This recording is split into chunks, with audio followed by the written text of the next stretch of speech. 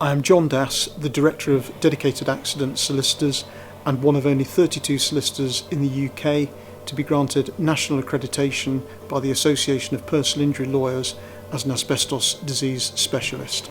Eddie Jowett was exposed to asbestos whilst he worked at British Rail in the late 50s and early 60s, whilst he was spraying blue asbestos onto railway cabs. Eddie was given no warnings, whether verbal or written, as to the dangerous nature of being exposed to asbestos. Eddie was given no protection against asbestos whatsoever, whether that was by way of a mask or by way of ventilation or extraction equipment. Eddie is suffering from asbestosis, which is a severe and irreversible condition affecting his lungs. Thankfully, when he came to us, we were able to achieve the justice that he both wanted and deserved.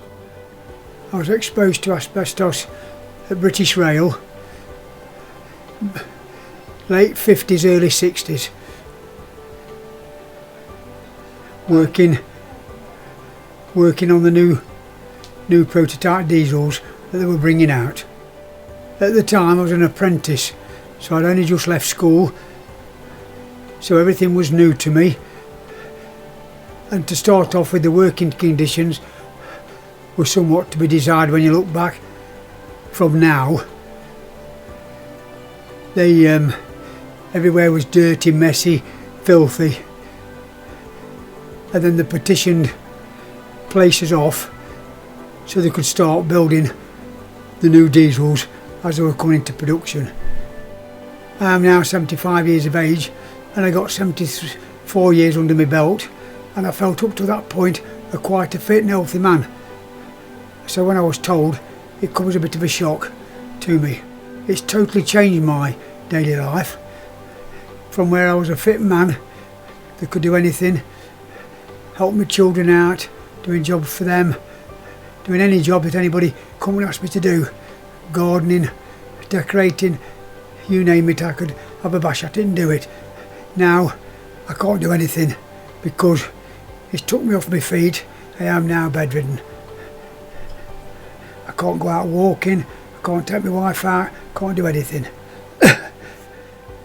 Up until then, I'd heard nothing about John, nothing at all. But then I started to read these letters that appeared in the daily papers, which I was very impressed about. That man has bent over backwards to help me and done an absolute fine job, and which I must say that John and his company and his colleagues have worked fantastically, very hard to get me that award.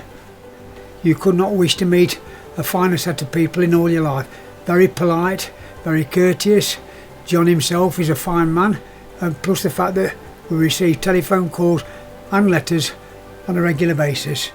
The compensation itself won't help me because, as I said earlier, that I'm bedridden, so I don't get out and about at all now.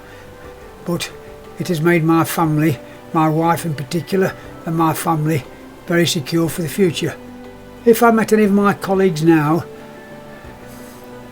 in a similar position to me, or got some form of lung disease who I work with, or even people I know of, I've told them not to give in and to go and contact John Dass, because he's the man who'll sort it out for you.